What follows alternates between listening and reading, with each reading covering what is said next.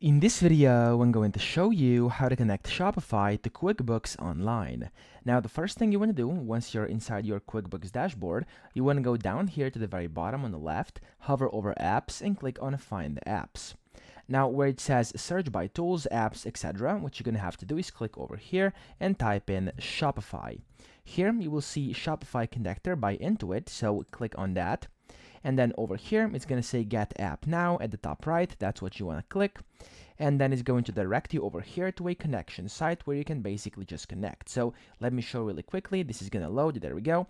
And then it's going to say Connecting Shopify Connector by Intuit to Instant. So this is my account name. And then you want to click on Connect.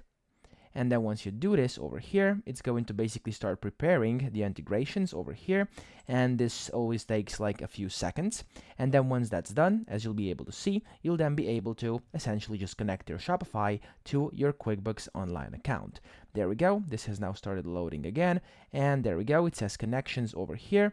This usually takes like a couple of seconds, so we're gonna have to wait a bit. There we go. And then over here, as you can see, you have two options. Either if you're already a Shopify customer, so if you are, you can just connect the Shopify over here. But if you're not, you can start a free trial over here. So assuming you actually already are a Shopify customer, click on Connect to Shopify. A new window is going to pop up on your screen, and then over here you'll have to enter in your Shopify domain. So it's going to be looking like this over here, and it has to be without /admin, okay?